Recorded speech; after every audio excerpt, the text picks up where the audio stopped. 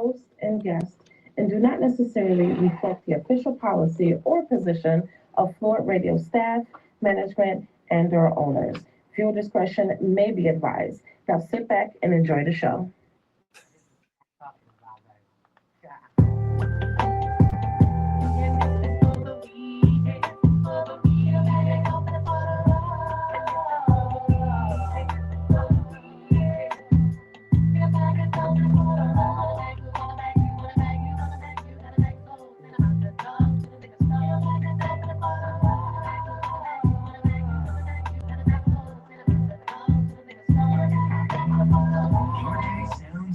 With your music and your station playing on the background. Fluent Radio.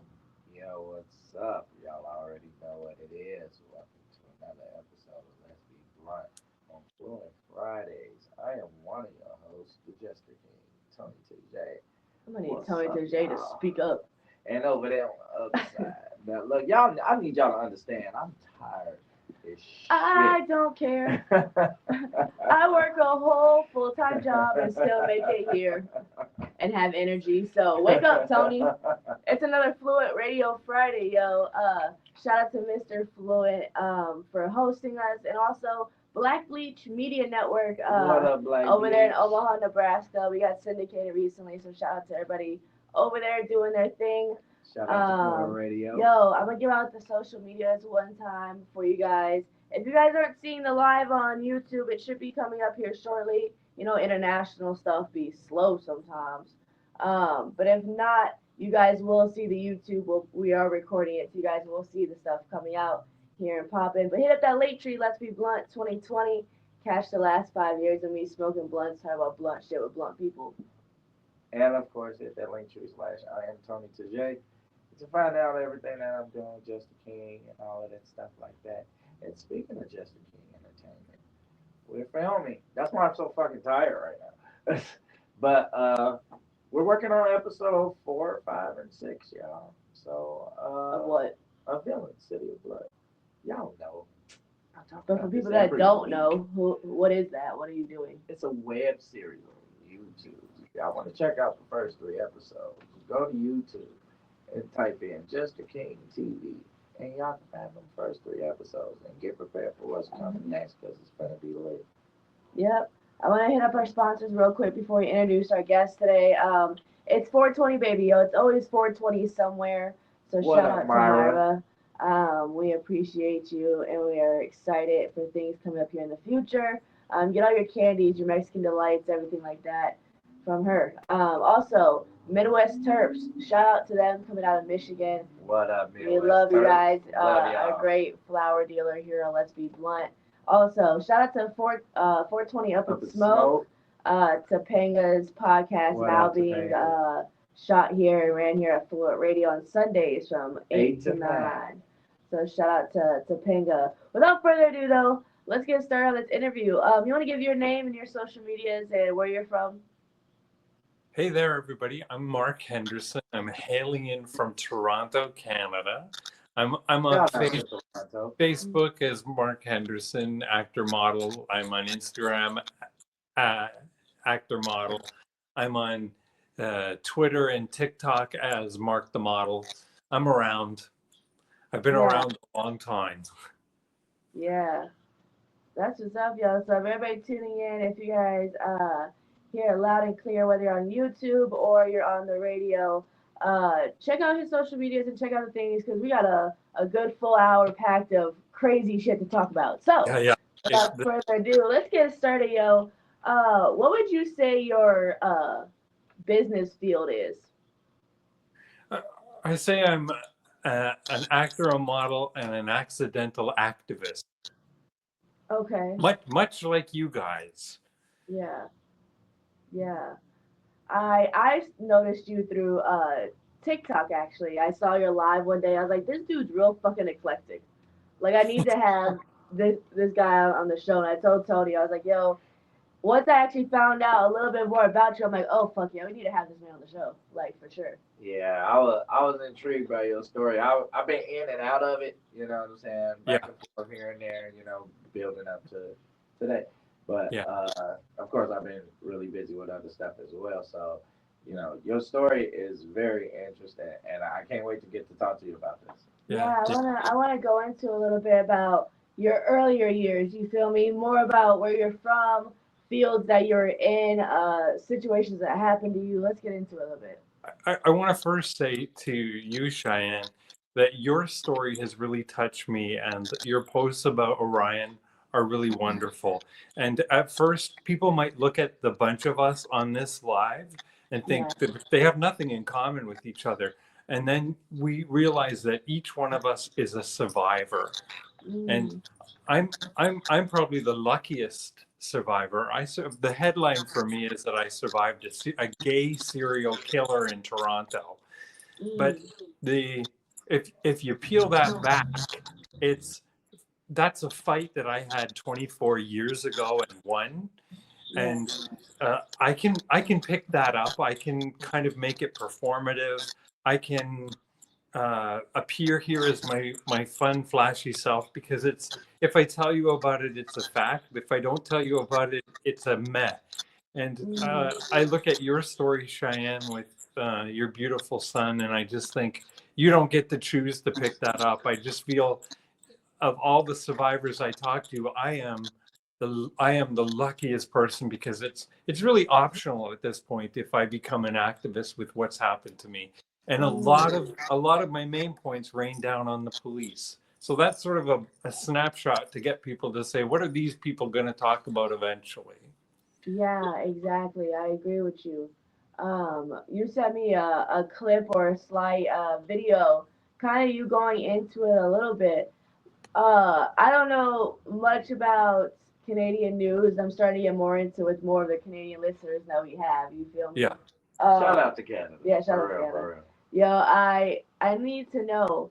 I don't know. This is a touchy subject, but I'm gonna be blunt anyways. Like, how did you survive? Well, my story goes back to around 2001, and you got to factor in, I was a pretty hip, slick, cool, and keen kind of guy. I was young, I was blonde, I had a great body. I would jump up on a bar table somewhere and take my clothes off at a bar, or I would be appearing in Kung Fu or whatever TV shows were shooting in Toronto. I was a part of everything. And then I started to notice there was this weirdo, and he was escalating, and I'd call the cops, and the cops would just be like, well, you must think you're really something. What websites are you on? Because I don't have nobody chasing me. And that was the tone that the police set for me at the time. I was completely dismissed. So I wish I could tell a story where the cops were my friends, but they kind of really weren't. I eventually helped shift that around a bit, but I think when the headline is, he survived a gay serial killer, a lot of people will be quite maybe bothered by the fact that I have a really good life. I live a wonderful life today, and it's been a lot. To turn the TV on every night and just see all the victims of the serial killer. He killed, that we know of, 8 men. And in the gay community in downtown Toronto, which is very small. It's really a couple of blocks. And we kind of all know each other. And the police wouldn't do anything. After I was attacked, I had a fractured skull, a broken hand, and a broken arm, and a bruised rib. And they told me I said, he's lying. And they said, we think you're both liars. Wow. I have to commend your strength and your vulnerability as far as still continuing to be an activist towards things of this nature. Because here, even in the States, as much gay rights as we promote, things in the States are very hit or miss as far as the equality that comes with the gay community. You feel like people in general, to be honest with you, and safety regarding the police. Police do better. Yeah, when it comes to the reality of your message that you're trying to get out, you obviously still do your content, you still post your things, but you're very much in the community. Talk about being the king of the Pride Parade. Well, see, the thing is, I was always really outgoing. The thing about it now is, I'm going to be 60 in July, and so Yeah. when this story broke, the media really sexualized all the victims, most especially me. The victims who lost their lives, and you know, I bow my head to the people who lost their lives in this, and they don't have a likability or an image problem, but I kind of do, because people think, oh, he's going to be tragic, he's going to be warped, or he's going to have PTSD or something like that. And I've actually had a really good life. And one of the things I did as the bodies started to pile up and the police weren't taking any issue is I formed a committee in the gay community to look at hiring policies of the police and all kinds of things. And then I made them hire me as an officer. So I got a badge. And while I was still in training, I came up with an initiative called Coffee with the Cops. And the cops would go in to hand out free coffee and free donuts and talk to the gay guys. And for the first one, the cops were over here and the guys were over here, and a photographer came up and said, can we take their picture? And I said, go ask them. And that was in 2007, and that was really the first time the gay community and the police began to talk. The killer in my case was a man named Bruce MacArthur, and they have footage of him on a lot of the police-driven documentaries, and they've done a huge PR thing, mostly to try and bury me, right? They always start the timeline in 2010 rather than in my attack of 2001. Yeah. And they show the cops interviewing the killer in an investigation room, but they don't show you that the cops just wanted him out. They didn't want to be in a little room with a gay guy asking him questions about his relationship and was it just a lover's quarrel. They didn't want to have those conversations at all. Not because, well, for whatever reason they didn't want to have that conversation. I decided to use things like Coffee with the Cops to teach the police that I don't want them to come and rub my back. I want the police to just enforce the law across the board. Yeah. You know, I'm I'm not looking to. Y'all version of the police is just as bad as ours, huh? Yeah, oh yeah. Wow. That's so strange to hear, because you know the stereotypes we have about Canada is y'all are always happy, you're always eating maple syrup, and you guys ride horses with the cops and shit. Like, I guess it makes sense that y'all are still dealing with the same things that we are. You feel me, in a sense. When it comes to the reality of your life now, you feel me? The content that you make, is it all just in your head? You have an idea and you shoot it, or do you get booked for certain roles? You feel me? Well, my career certainly exploded and imploded in 2018 with his arrest. I was a very busy actor. I was a model for Louis Vuitton. I was a model for Burberry. All of these people dumped me. And the media, every night, the media would be, and it was driven by the cops, who would say things like, Mark Henderson, sex worker, Mark Henderson, hustler, Mark Henderson, a male prostitute, over and over and over again. What nobody sort of factored in, it was, everyone in my life thought, oh my God, Mark is being disgraced or humiliated. I kind of got the joke in all of this, that, you know, there's a serial killer, there's 8 dead people, and there's one guy who's accused of loving too much. I think I know which one of those I'd rather be. And then because I knew that Louis Vuitton and Burberry and Disney, all of these companies would not touch me again, I decided to lean into it. Where why couldn't I at 60, if the media was going on and on and on about how active my life was sexually, or how much influence I had in the community from that nature, it was kind of like a compliment, you know. It was, and with it I was able to, using my badge, using my communications, and using the fact that I just didn't care what people said about me. It doesn't matter what the girl was wearing when she was raped. She was raped. It doesn't matter what it doesn't matter what drugs George Floyd was on at the time of his arrest. It mattered that they killed somebody. And Yeah. we just have to keep putting that in their face all the time. That's crazy. There's a Wow. if you go on the Wikipedia and you look up the killer, his name is Bruce MacArthur. The Wikipedia is driven by the police, and then there was a gay writer, and when he wrote a book immediately as the trial was happening, his name's Justin Ling. He decided to change my name, change the events of my attack, and he didn't tell the truth.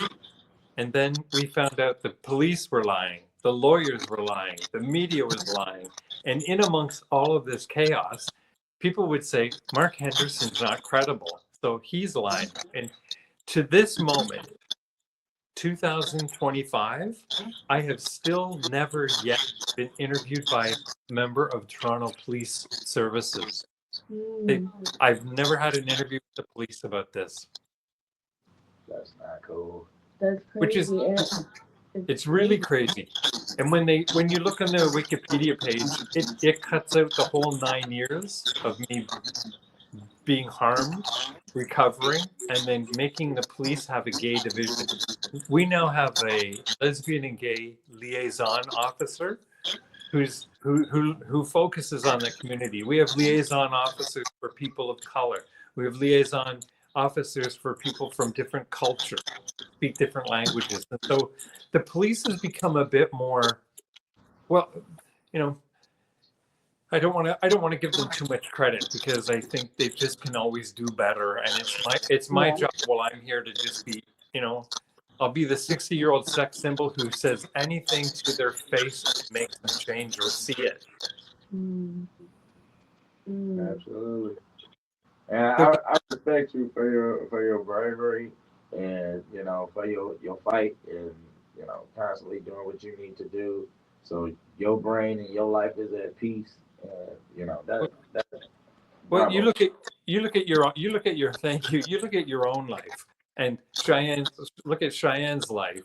What choice did we have? You think of the worst things that have happened to you. They didn't come along and say, do you mind if we take this person from you forever? People are taken from us. We don't get a choice. The only choice we have is, what am I going to do in this moment? And that's really, you know, what I do. When in Canada, there was a building I would walk by during the trial. And I wasn't allowed to speak. We're not allowed to discuss a trial while it's happening. So the only things that came out were driven by media or gossip. And they lowered the flag to half-mast, and I thought, oh my goodness, the Queen has died. And I went over and asked the security guard, why is the flag at half-mast? And he said, there were some kids killed in a hockey accident. And I was like, oh, okay. And then 2 weeks later, the flags were at half-mast again. And I said, what happened now? And they said, a van killed 7 people on the sidewalk in Toronto. And I walked home and I was furious. I was really angry, because that was a government office lowering the flag for lives that they decided merited.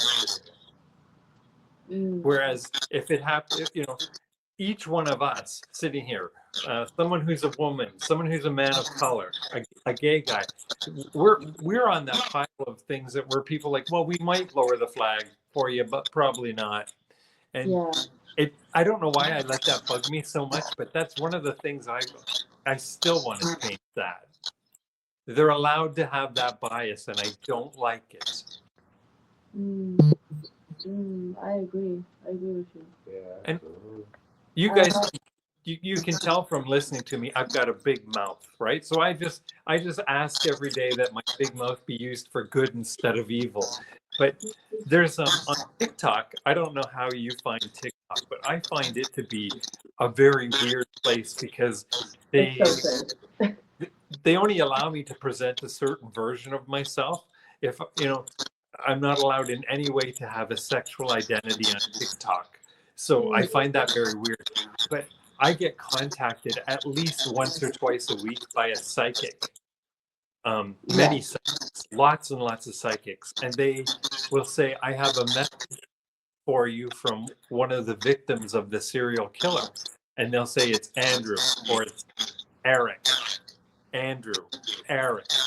But all the other names of the other victims are Middle Eastern, and they can't pronounce those names. So the psychics only have messages for me from the white victims of the case. And I find that just so, it offends me on every level. Yeah. You know? Yeah, I think psychics are fake, and I think the fact that they won't provide a name that they can't pronounce. There's no message from, you know, Scandinavia. In like my opinion, for us, someone who's practiced witchcraft for the last 10 years of my life, you feel me? Those abilities and those crafts are real things, you feel me? They are being able to perform. But if you're getting bot messages or messages out the blue top, those ain't fucking real. Ain't no psychic wasting their time and their abilities on random ass people, if that makes sense. You feel me? Yeah. I tell people, yo, TikTok is one of those things, like, we can barely post on TikTok as far as Let's Be Blunt, 'cause, you know, the smoking is not allowed. As far as my content pages, you feel me? I can't post none of that on TikTok. You know, you have to be able to present a certain type of way, especially on social medias. I feel like the people that are really out here doing shit, whether it's content or, you know, different avenues of business, who are really out here grinding, they always take down our shit. You can have every whore in the world or every dude in the world, you feel me, doing their shit. Why you gotta take down my shit? She hate that shit. I hate it. Because it don't make no sense. Yeah. And, you know, I kind of make it a joke that I regard myself as a 60-year-old sex symbol. But after COVID, our businesses in the gay neighborhood were suffering. So I went to one of the bathhouses and I said, you need somebody with a recognizable face in the gay community to say, come on, guys, you can come back out. It's time to play again. And they took me up. So I've been an ambassador for Steamworks that brought them their business back up. In tandem with that, we had all of these gay men's health centers open up for testing for AIDS medication and for, I don't know if you guys know what Doxy is there, doxycycline. So I became an ambassador for a place in downtown Toronto called HQ, or headquarters. It's right beside the police department. And I've been able to use the fact that the media sexualized me so viciously from this murder trial that I've been able to turn it around. And I had a gentleman here yesterday. He's a landed immigrant from Mexico. He can barely speak English, but he says, I went to headquarters and got medication so he stays safe because of the message I was putting out. And I was that makes it all worthwhile for me. You know? I agree. Sometimes you gotta take situations as far as overly sexualized energy. You know, you gotta rock with it. You feel me? If money is still being made and progress is still being made, I don't really give a fuck what people say about me. You feel me? At the end of the day, either a good message could be put out with it, or you can use that platform for stupid shit. You feel me? Yeah. When I was at my darkest days, I was very alone. Everybody, I lost everyone, and I mean everyone except my sister during the media trial and the trial and the media thing. And I remember the first time I laughed. And I remember having very feelings like, oh my God, am I allowed to laugh? And I could hear Joan Rivers sitting on this shoulder saying, "You're Mark, you're getting worse press than Canada's serial killer." And all I was doing was being myself and surviving. And I started to laugh. Very great impression. I'm always the person when I go to somebody's memorial or funeral service or whatever. I'm always the person that gets the people I'm there for to laugh, because I keep saying to people, and Joan Rivers used to say this to me in person a lot. She would say, keep going forward. Don't stop. keep going forward, always forward. And, you know, I don't know if I'm living my life the right way. And people who go on my Twitter are horrified by what I'm posting. Me too. Don't go on my I'm Twitter. proud of it. And you know what? For a 60-year-old man to go on and give myself permission to do what I'm doing on Twitter, I'm also creating room for young lesbian and gay entrepreneurs to use TikTok or use Twitter for their OnlyFans or their Just for Fans. And I know that whatever it is I'm doing, it's probably unique today, but 25 years from now, it's going to be a mess. It's going to be nothing. People will be like, "What? Why didn't they believe him or ever interview him about the serial killer?" I'm still shocked. They have never interviewed him. I wonder, it just boggles my mind because, like, was he arrested? Was there fairness at the end of this? You feel me, or no? He was arrested, and they caught him as he was preparing to kill somebody who was in his bedroom, tied up and ready to go. He was a ruthless killer. He would he had like a fur coat that he would dress each of the victims in after they had died. He made altars and had artifacts. I'll tell you something really interesting, and nobody knows this, and so you're getting kind of an exclusive on this. But the pictures of this killer, Bruce MacArthur, that they put in the paper, his face is not his face.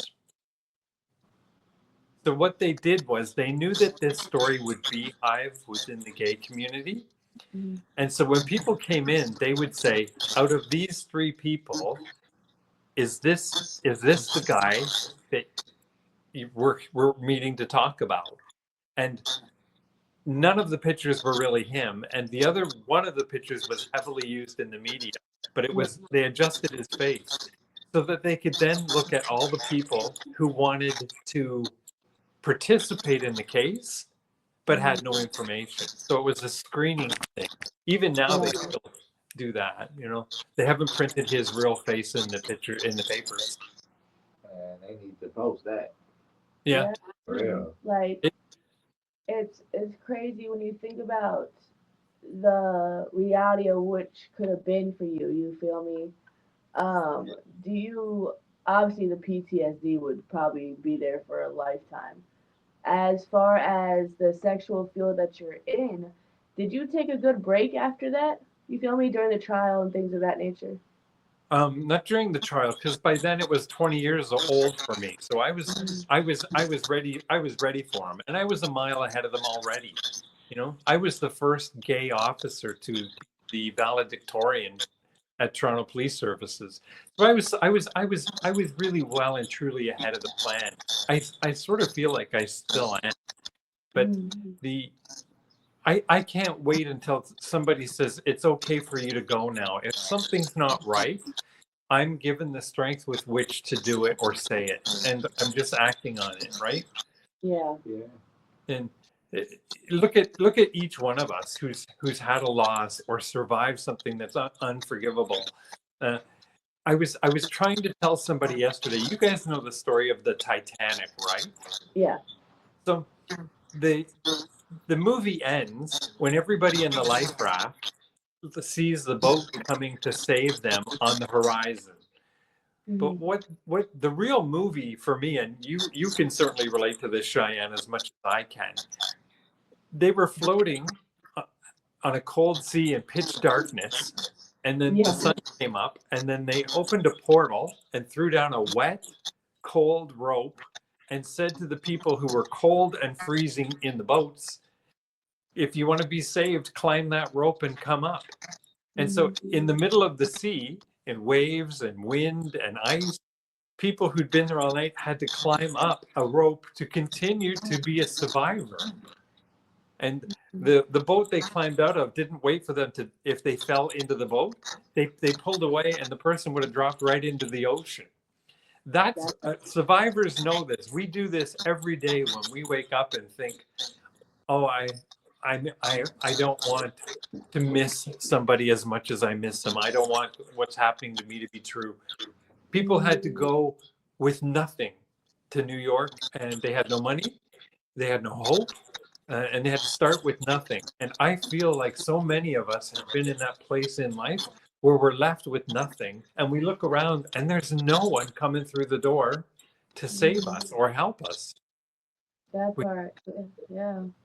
It's very lonely being a survivor. Do you find? Yeah, I do agree. It's when you talk about mental health, especially here in the United States, there's a fine line between we want to help you and you're talking too fucking much. You Yeah. feel me? And the reality of it is that most people are so indulged in their own path Yeah. that tough conversations and real, honest, blunt conversations like we have on this show goes under the radar. Nobody wants to ruffle feathers. Nobody wants to. People are just trying to exist and survive. You feel me? Yeah. But at the end of the day, at the new age of Renaissance that we're coming upon, I feel like it's soon to come that people really should stop caring so much. You feel me? About not necessarily emotional shit, but the way we look towards emotional behaviors. Yeah. Yo, I'm gonna have to give a quick shout out to my sponsors real quick. Tony went to go do what Tony do, but I'm gonna take over his sponsor. It's 420, baby. It's always 420 somewhere. Hit Myra O up for all your chips, candies, Mexican delights.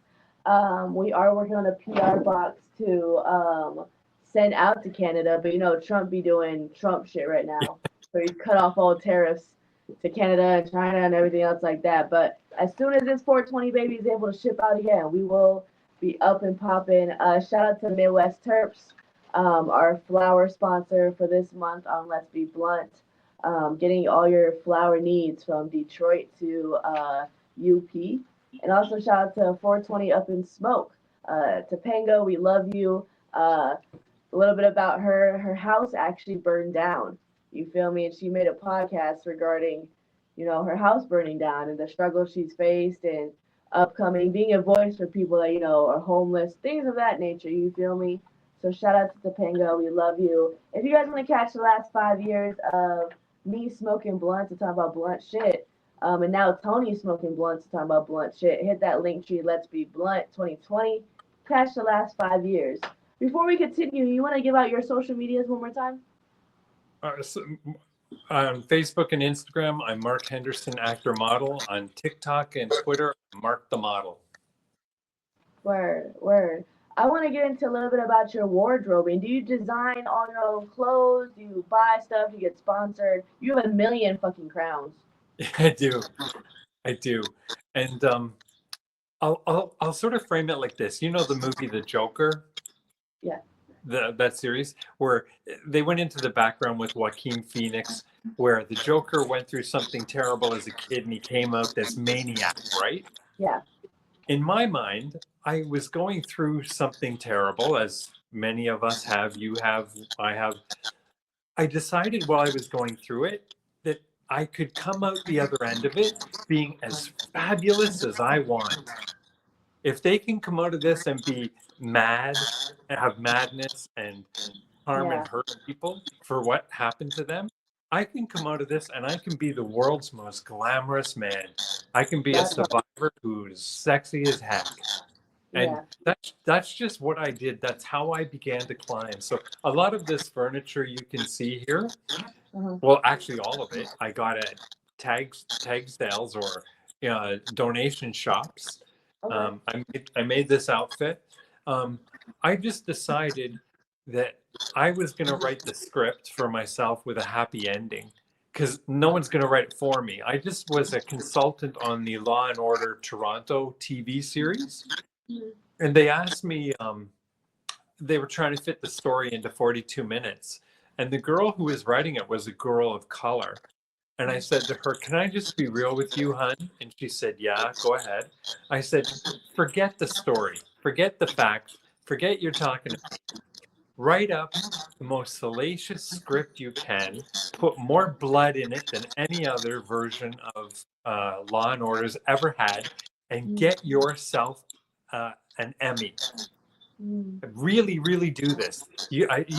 I said, as a member of the gay community, I'm giving you permission to take a tiny little seed of our story and make your world rock. And then later, when you've got your millions in the bank, then double around and help people.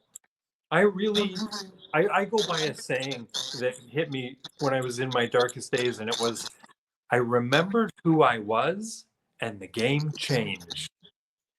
And every time we forget who we are as one survivor to another, we can see. You guys in there all know when Cheyenne's having a bad day or when you're having a bad day. Yeah, she can look at you and be like, "Hey, what's up?" We have to remind each other to return to being who and what we really are. And if that's broken, then it's okay to be broken that day. You know, I'm not always inspiring, but I can, as a result of who I am and how I face life, I can be an inspiration if I really, really, really put my mind to it and really give a fuck. That's true. There's ways to give a fuck about prevalent things, you feel me? We give a fuck about so much useless shit. That if we actually give a fuck for real, you feel me? A lot of things would be involved, you know. I just say about your social medias, Tony, real quick. I appreciate you. Yeah, hit up Tony's link tree. I am Tony Tajay. Catch all his shit he's doing between Villains, Jester King's producing Let's Be Blunt, 420 Up with Smoke. Because Tony is a Michael Jackson tribute artist, you feel me? Nice. So he does around the world. I was friends with Michael. I worked on Remember the Time video as a dance captain. Word. Oh, cool. Yeah. Wow. And I'll just See how the universe turns. Tony's Michael's cousin. I'll just cut right to it. Yeah, he did not harm those kids, and what they did to him was a nightmare. You know, it was the same judge, the same prosecutor, and the same lawyer that came to him twice and double dipped and took millions out of his pocket. So yeah, he's been through a terrible ordeal. It was a big day in my life when we lost him. It was the worst day of my life when we lost him. I can only imagine. He used to call me for like 15 years. It'd just be the middle of the night, and he would have a character in his mind, and I'd have a phone call, and it'd have to. Usually, it was the same character after a while, but at first, he would never tell me it was him, and we would just have these conversations that were really random and really crazy. I know he's things that you hold on to for a lifetime. I tell Tony, I said I never got to meet Michael, and it's something because I'm only 27. I never got to meet the man, and I thoroughly wish I was born at a earlier time, because that's somebody that him, Prince, you feel me? Those are people I would have loved to meet. I tell lots of people, you know, I've met lots of famous people. I've been in the room with them, but oftentimes what makes me feel the best when I'm feeling the worst is to just get out of my own way and get into somebody else's life. And if I find someone who's broken and alone, then I sit with them or stay with them or give to them until they can give to themselves. And until they can do it for themselves, that becomes my job. I'm good at spotting people who aren't Michael Jackson, they just need someone to share. You know, I find a lot of older gay men come up to me on the street and they say to me, I didn't think it was possible for me to have fun, but I did what you told me to do at Steamworks, and I had a blast. You know, I think there's a saying in an old Broadway musical. It says, life's a banquet, but most people are starving to death because they're so used to being with their head down, they don't see the tables full. Yeah, I agree with you, yo.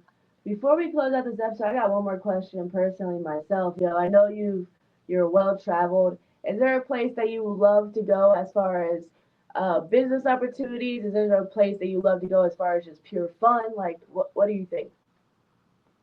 Oh, I don't really know how to answer that because I'm old. I think my travel days are done. But yeah, I think this moment right here, right now, my only job is to connect with you two, to be honest, insightful, and inspirational in this moment. And then when I turn this off and I'm in that moment, I'll worry about it there. If I look back, I look back with regret.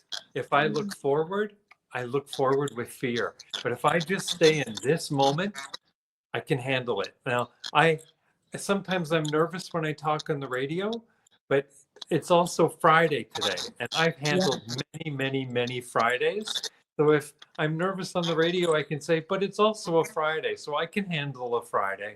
I can get through that. That part though, yo. I want to give a big shout out to you for all the things you've accomplished thus far. Always having a beautiful beard. It's pretty cool, huh? Yeah, it's talented as fuck. It's always It's kind of like Santa Claus.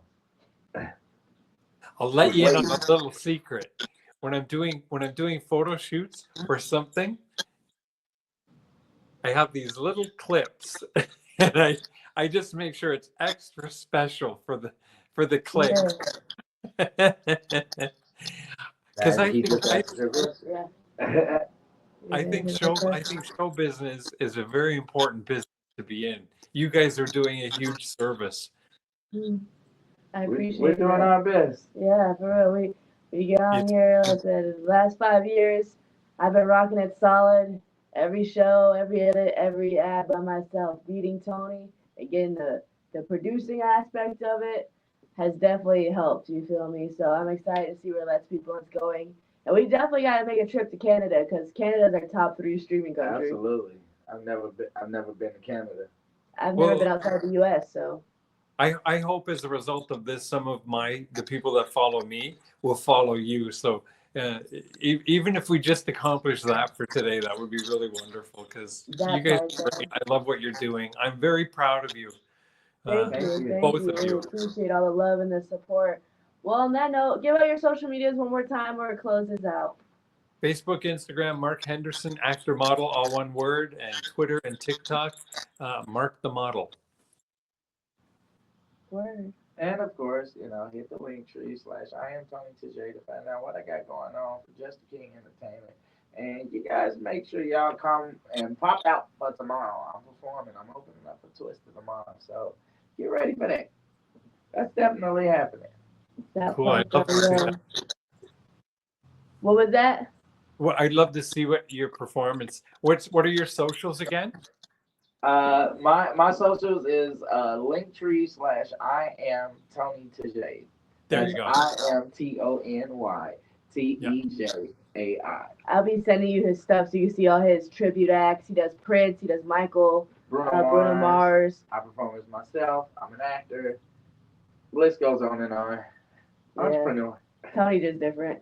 But on my end, you feel me? It's the BIG. It's Big Mama. Young Kish the last 5 years. On that Linktree, Let's Be Blunt 2020. Shout out to Fluent Radio, hosting another Fluent Friday. Shout out to me. Shout out to Miss. And also, Black Bleach Media Network coming out of Omaha, Nebraska. Black Bleach. Shout out to y'all as well. On that note, roll a blunt. It's been another episode, y'all. Peep in with us. I've learned something from you guys. I should just say Linktree from now on. Linktree. Yes. Yeah, Mark the Model, Linktree. Yep. That sounds perfect. It's short and simple to the point. And y'all heard it here first. Catch the bio of Mark and everybody else here, yo. Ooh, let me go over there and stop this real quick.